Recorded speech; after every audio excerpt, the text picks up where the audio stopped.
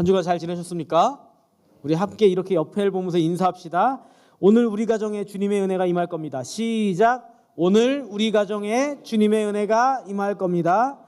이렇게 대답합시다. 아멘. 주님께서 우리 가정의 가장 되십니다. 시작. 아멘. 주님께서 우리 가정의 가장 되십니다. 아멘. 주님께서 여러분들 가정의 가장 되심을 축복합니다. 그렇죠. 이거 아멘 하셔야죠. 네. 오늘 어린이 주일인데 어린이 주일을 설교할 때마다 설교 준비할 때마다 마음에 이렇게 한귀퉁에 죄송한 게 있죠.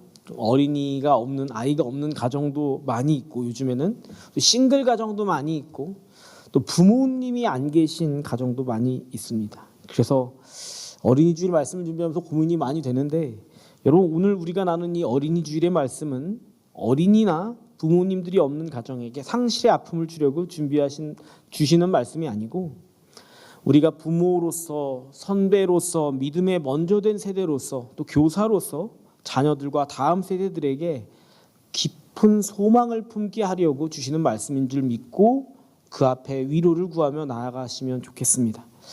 오늘 어린이 주일인데 어린이 주일의 기독교적인 어떤 시작점 유래를 한번 나누어 볼까 합니다.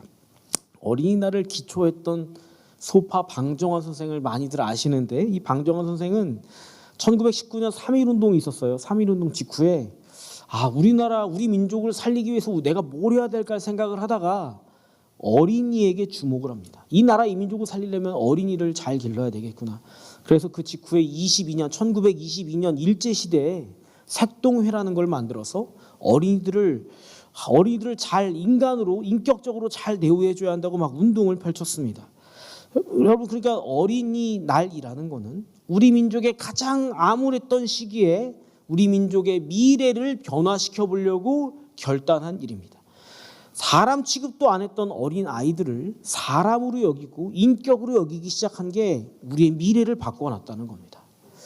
여러분 소파 방정환 선생은 그분의 이력을 좀 말씀드리자면 천도교라고 동학운동의 후신인 천도교라는 게 있어요. 우리나라 지금도 있어요. 내려가다 보면 있는지 모르겠네. 요즘에도 천도교라는 게 있습니다. 천도교 3대 교주인 손병희 선생의 사위입니다. 깜짝 놀라셨어요? 손병희 선생이 민족대표 33명 중 한 분이셨고 3.1운동에서 우리 민족을 대표하는 33명의 민족 대표자 중에 17명이 개신교인, 기독교인이었고 14명이 이제 천도교 신자였고 2명이 불교 신자였습니다. 일제에는 일본 제국주의는 불교가 강해서 불자들이 많았어요. 그 일본 지도자들 중에. 그러니까 불교가 일본 지도부랑 그 제국주의랑 가까웠습니다. 이 불자가 2명밖에 없는 이유예요.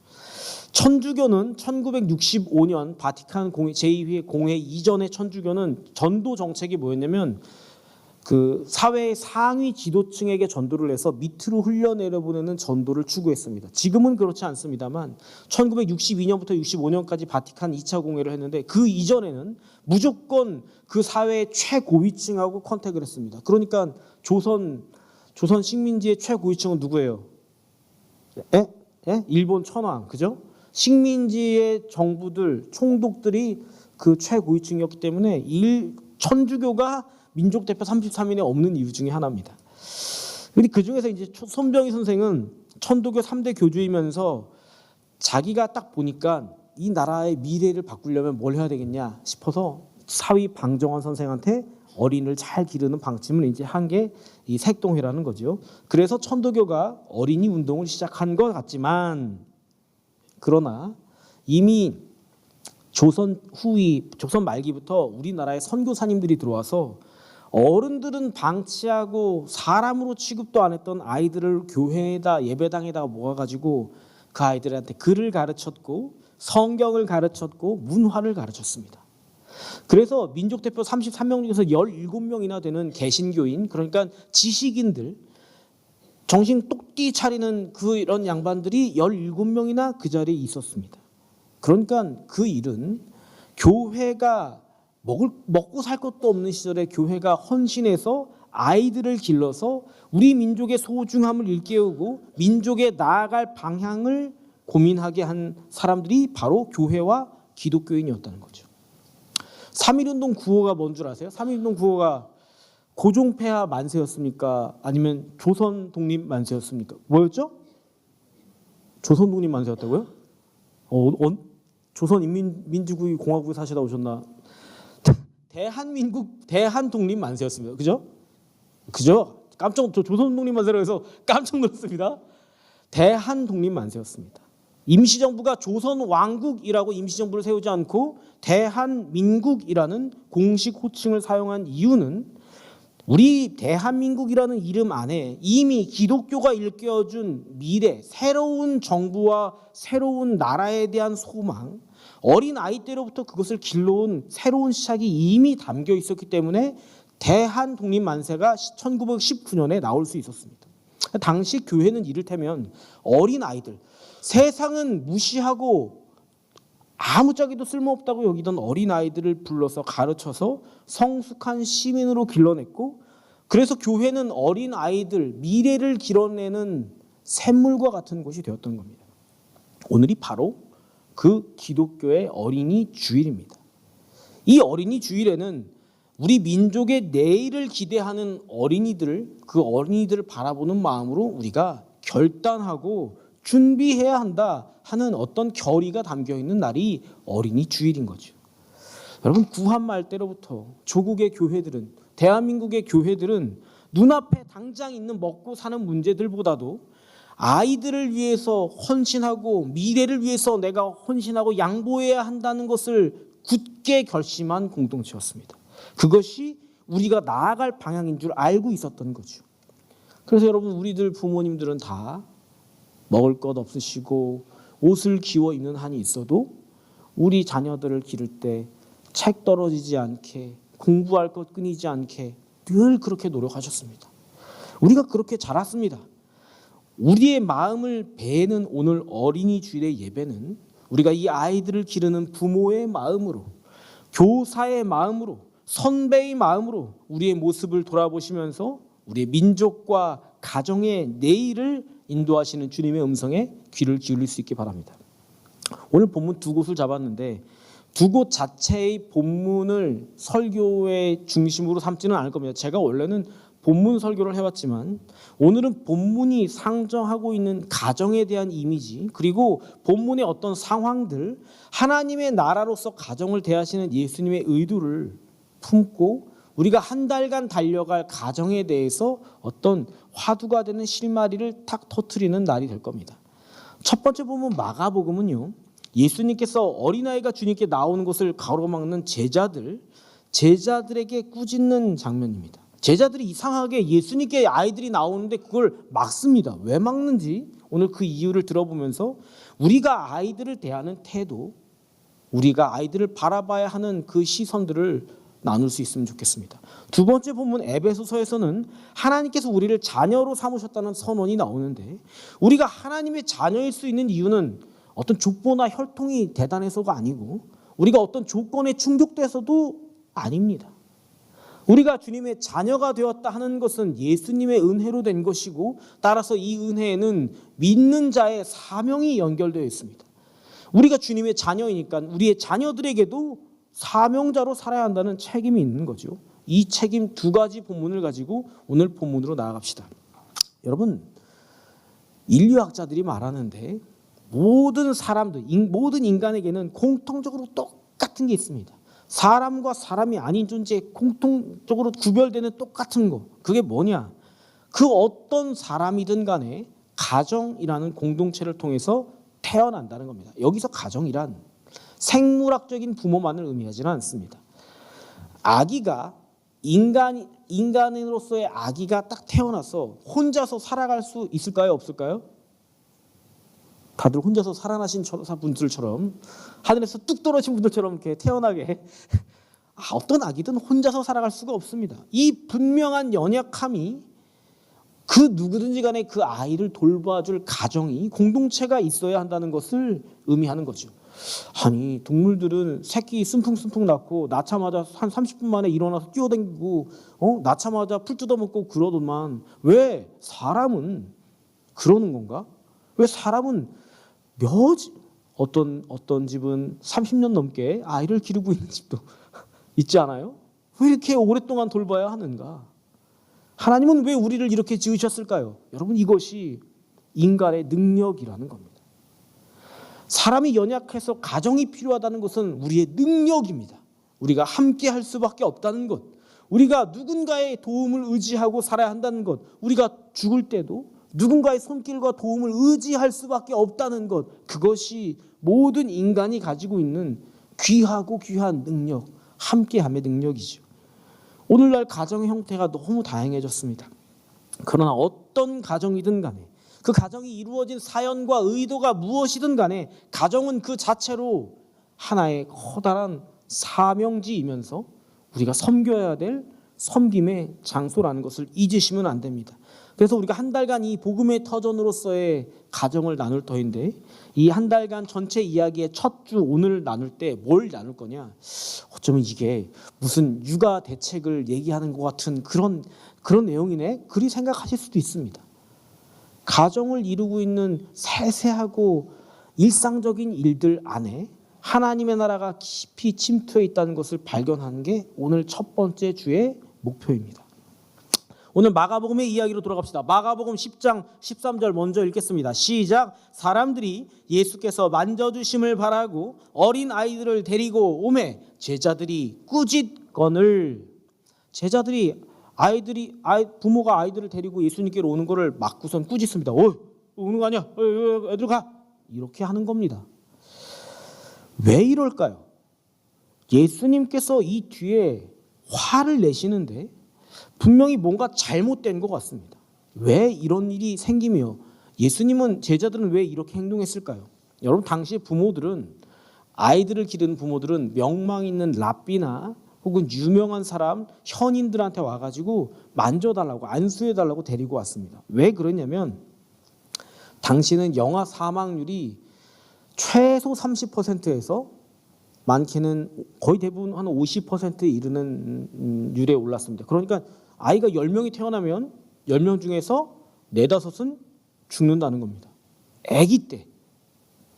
이건 로마 시대의 로마시 안에 있었던 통계 자료를 보고 나온 말입니다. 그러니까 당시에는 아주 영세한 식민지 사람들인 이스라엘 사람들에게는 이보다 훨씬 심했을 겁니다. 위생 상태는 말할 것도 없고요. 감염돼서 죽는 아이들은 수도 없이 많았을 겁니다. 근데 아이가 자라면서, 영아 때를 잘 버텼다 칩시다.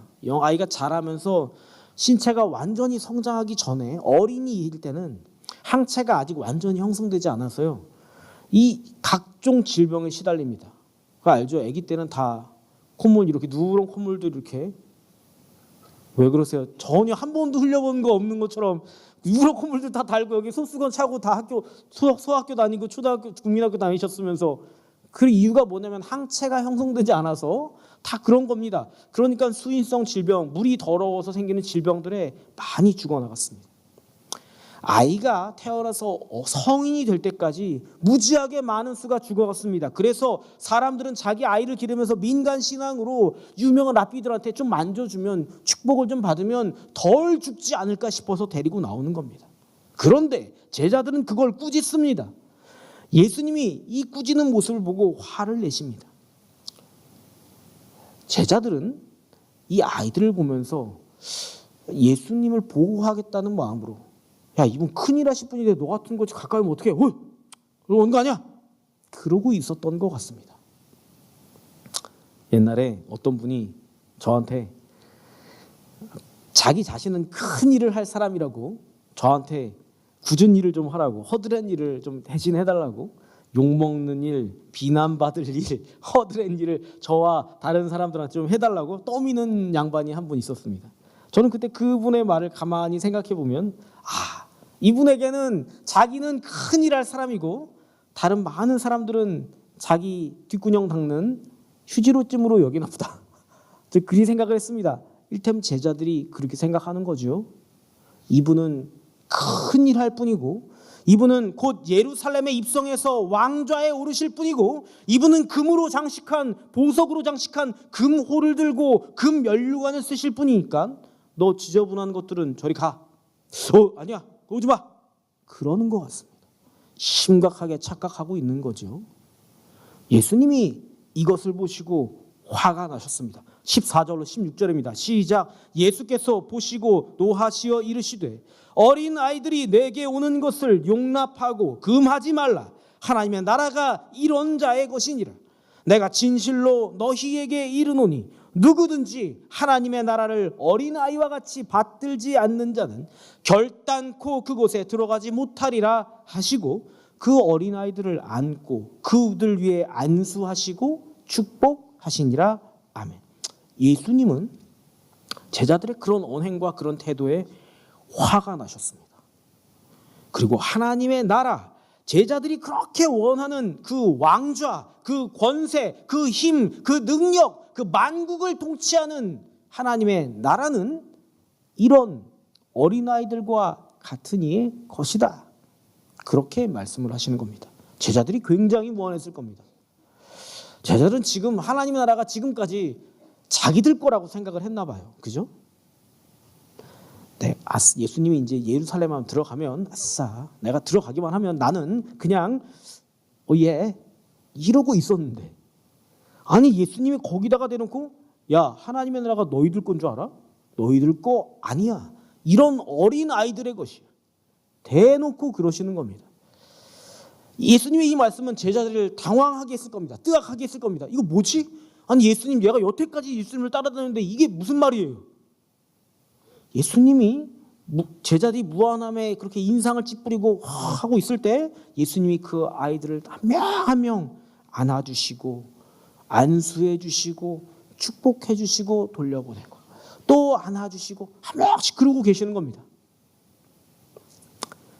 제자인 자신들한테도 잘 안 해주던 일을 이 어린아이들한테 해주면서, 부모가 왜 데려왔는지 뻔히 의도가 보이는 그 아이들한테 해주시면서 제자들을 의식하고 계시면서 아이 한 명 한 명을 하나님 나라의 주인으로 대접해 주시는 겁니다. 여러분, 우리는 우리에게 맡겨진 아이 하나의 의미를 잘 이해하지 못합니다. 이 아이는 그 공동체의 미래라는 말을 말로는 잘도 알고 있지만, 우리들은 그럼요, 아이는 미래이지요. 아이는 미래야. 아이는 미래거든. 말로는 잘 알고 있지만 굉장히 모호하게 생각합니다. 그러나 여러분, 단언컨대 어린 아이를 하찮게 대하고 가볍게 여기는 민족이든 공동체든 가정에게는 미래가 없습니다. 조선 잡기라고 하는 구한말의 어떤 실제 모습을 기록해둔 일본 스파이가 기록해둔 그 여러 가지 사료들을 모아서 편집을 해가지고 출간한 책이 있습니다. 제가 몇 번 인용을 했는데, 한 번 인용했는데, 원저작자가 혼마 규스케라는 일본의 스파이예요. 그걸 다시 편찬해서 냈습니다. 여기 정말 충격적인 모습들이 많이 나옵니다. 그 중에서 제가 몇 개를 썼었지만 한 번도 소개하지 않은 석전 돌싸움이라는 장면이 나옵니다. 제가 읽어드리진 않을게요. 이 내용 일부 읽었는데 너무 길어가지고 시간이 오버됐어요. 그 석전이 뭐냐면 돌 던져서 싸우는 거예요. 마을과 마을이 돌 던져서 싸우는데 이걸 애들한테도 시킵니다. 애들한테 개울가에서 짱돌을 들고 던져가지고 맞히는 경기를 시켜요. 그리고 돈을 겁니다. 어른들이. 이걸 잘한다 와 우리 나라 이겼어 막 응원을 합니다.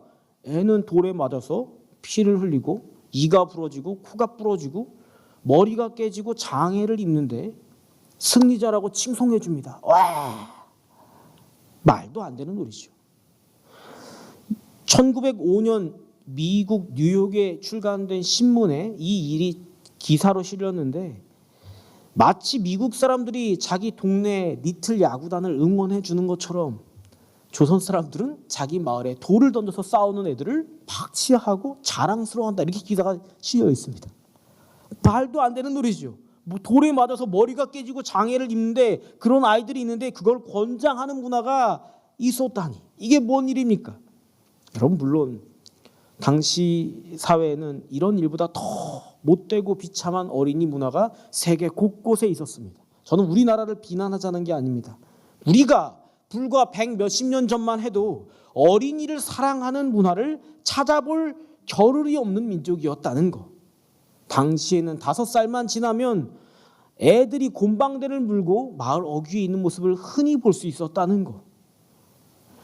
아이들을 학대하고 방치하는 민족에게 미래는 없는 겁니다.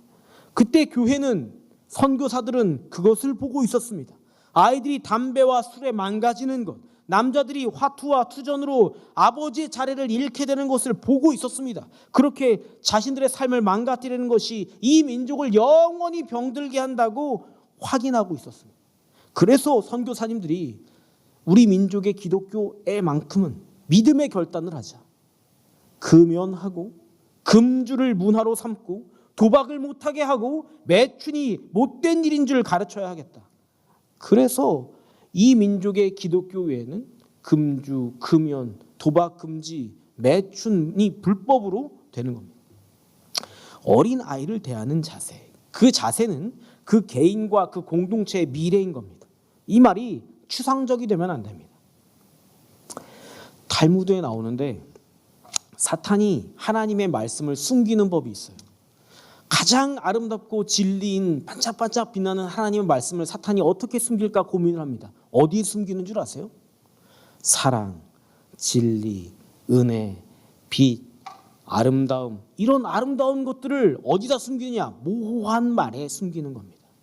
그러면 사람들은 하나님의 말씀을 아름답다고 여기지 않고 귀를 기울이지 않을 거라는 겁니다. 여러분, 주님의 말씀을 모호한 말로 바꾸시면 안 됩니다.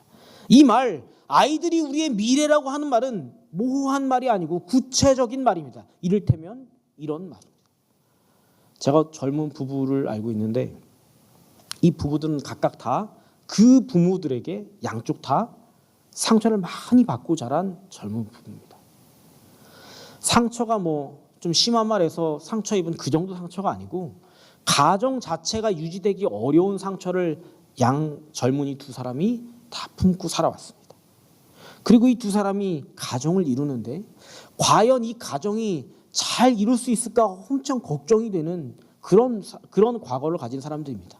그런데 여러분, 너무너무 감사하게 다행스럽게 이 두 부부가 예수님을 알게 되고 믿음을 가지고 가정 안에서 믿음으로 이 가정을 일구려고 생각을 하는 겁니다. 내 부모에게 내가 배운 것이 없지만 하나님이 나의 부모가 되셔서 이 가정을 하나님의 가정으로 이끌어야 되겠다 하는 결단이 있고 이 두 부부가 예수님 믿는 가정이 딱 됐던 거죠.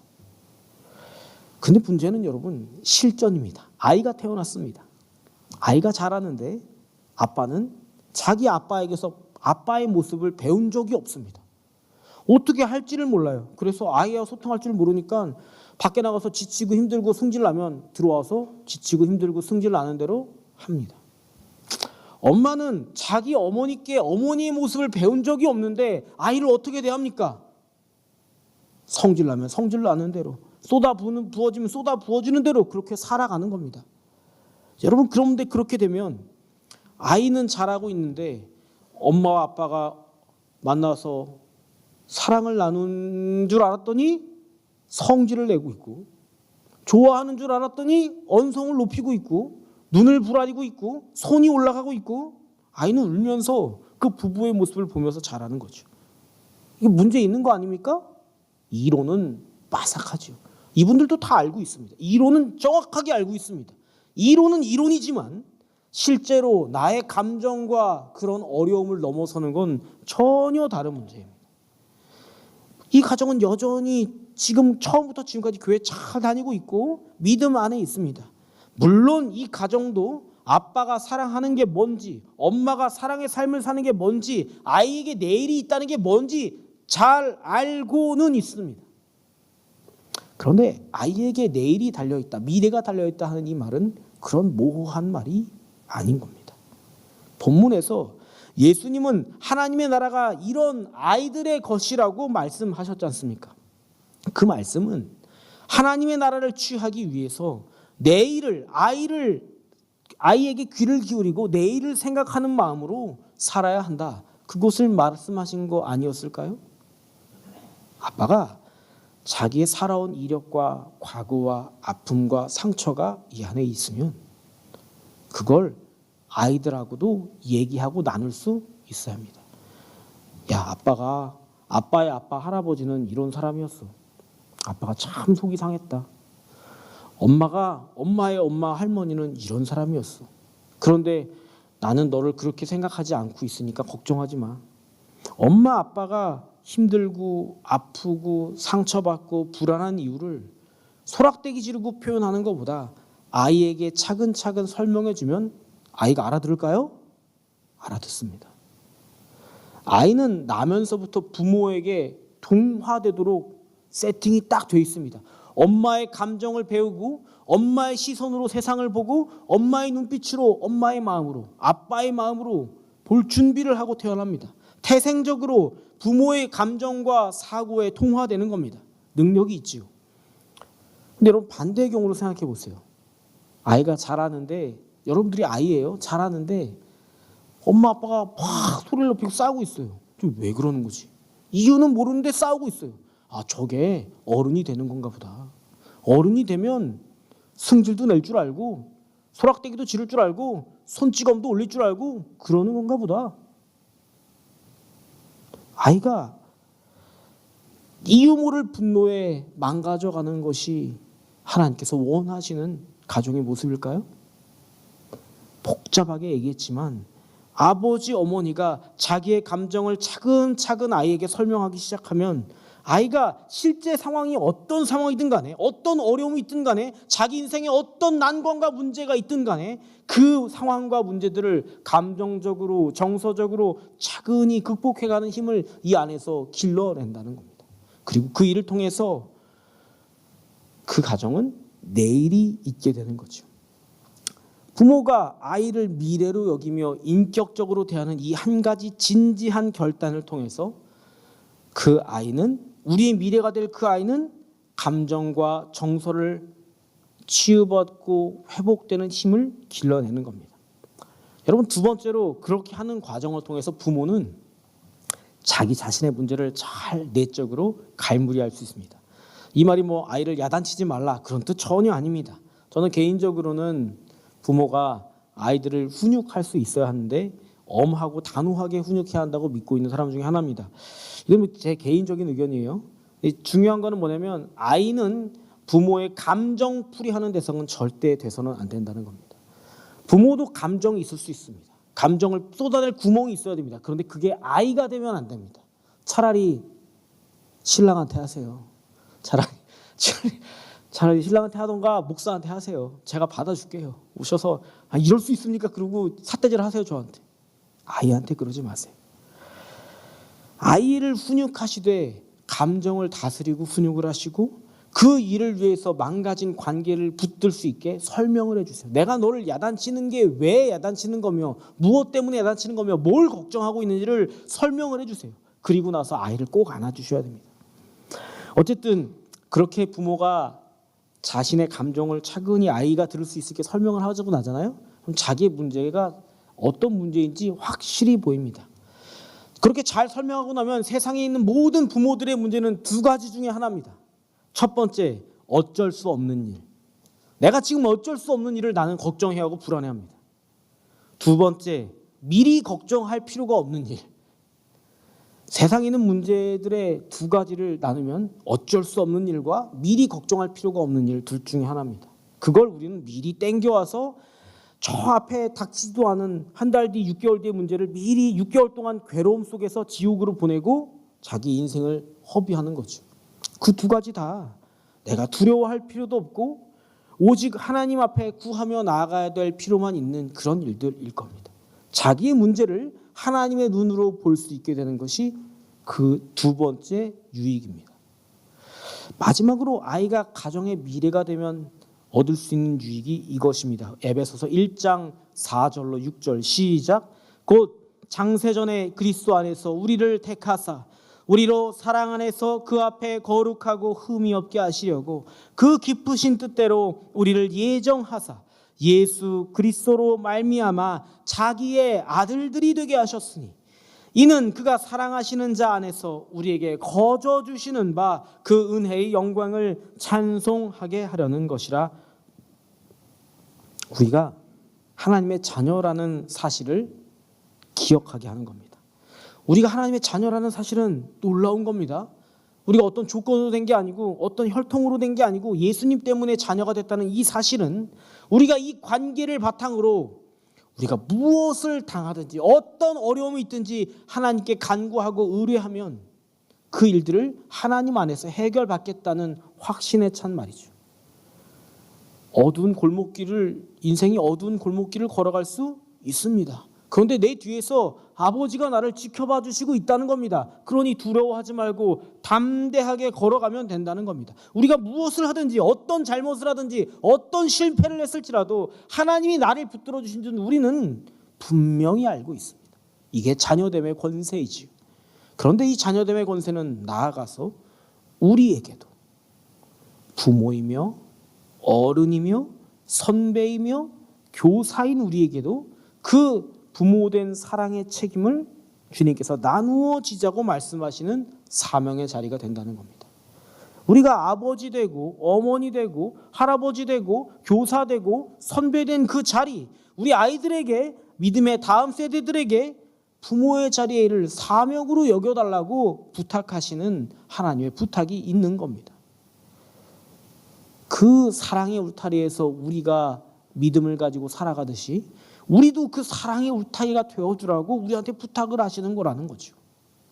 그러면 어느 부모가 자기 좋은 밥 먹자고 아이들 밥그릇 뺏어가겠습니까? 어느 부모가 자기는 번쩍번쩍 빛나고 화려한 옷을 입자고 아이들을 헐벗게 만들겠습니까? 어느 부모가 자기는 발 뻗고 좋은 데서 자자고 아이들을 길바닥으로 내모는 부모가 어디 있습니까? 그렇죠. 그런 부모는 아이들만 부모에게 잘못해서 폐륜이 아니라 그런 부모는 자녀에게 폐륜하는 겁니다. 그건 사명의 자리를 잊은 부모가 되는 거죠. 마찬가지입니다. 교회에서도 공동체에서도 민족에서도 믿음의 다음 세대를 위해서 우리의 자리를 내어줄 수 있는 사람들이 되어야 합니다. 우리의 어린 친구들이 우리의 미래라는 것 말입니다. 우리의 방식을 내려놓아야 새로운 방식이 우리 안에 자리할 수 있습니다. 우리의 고정관념을 무너뜨려야 새로운 생각들이 차오를 수가 있습니다. 세상이 변한다고 두려워하지 마시고 우리를 내려놓으시면 미래가 있는 공동체가 되고 미래가 있는 민족이 되고 미래가 있는 교회가 되는 겁니다. 사랑하는 애들 서북교회 성도 여러분, 오늘 어린이 주일에 우리의 믿음의 다음 세대를 생각하게 하시는 귀한 말씀에 귀를 기울이는 겁니다. 여러분, 우리 아이들에게 믿음의 세대들에게 눈을 맞춰줍시다. 우리의 자녀들에게, 우리 손자 손녀들에게, 우리 후배들에게 오고 싶은 공동체가 되어봅시다. 그럴 때 우리에게 내일이 있는 겁니다. 말로만 아니라 결단함이 필요한 일이고 행함이 필요한 일이고 자리를 내어주는 것이 필요한 일이죠. 이 믿음의 공동체를 든든히 세워갈 수 있기를, 내일이 있는 가정과 민족과 공동체가 될 수 있기를 우리 주님의 이름으로 축복합니다.